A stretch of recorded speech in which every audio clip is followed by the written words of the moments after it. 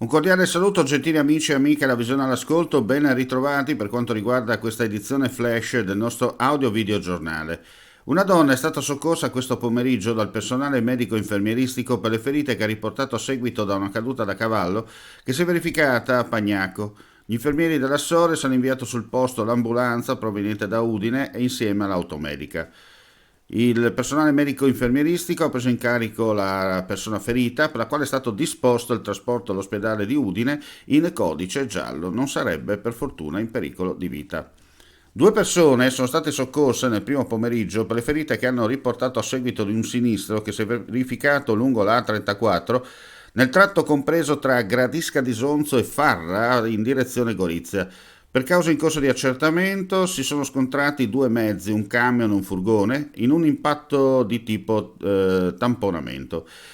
Il personale sanitario ha preso in carico le due persone e una è stata controllata direttamente sul posto e ha rifiutato il trasporto in ospedale, l'altra invece è stata trasportata al San Giovanni di Dio con ferite non gravi, rilievi da parte della polizia stradale.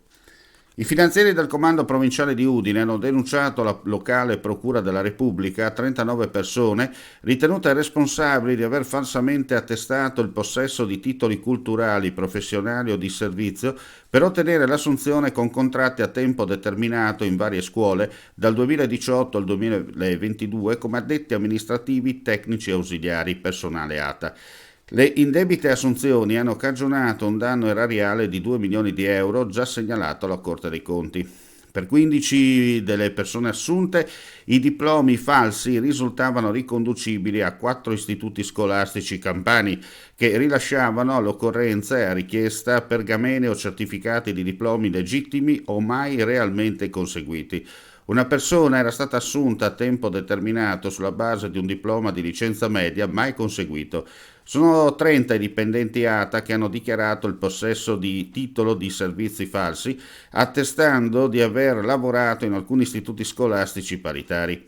L'attività investigativa si è conclusa con la denuncia di 39 persone, i 30 beneficiari e i responsabili delle scuole, per falsità ideologica commessa dal pubblico ufficiale e dal privato in atto pubblico, con pene che prevedono la reclusione fino a 6 anni. Chiudiamo qui questa edizione live, ulteriori news come sempre sul nostro sito friulitv.net. Grazie per la visione all'ascolto, non resta che augurare a tutti voi un buon proseguimento di giornata.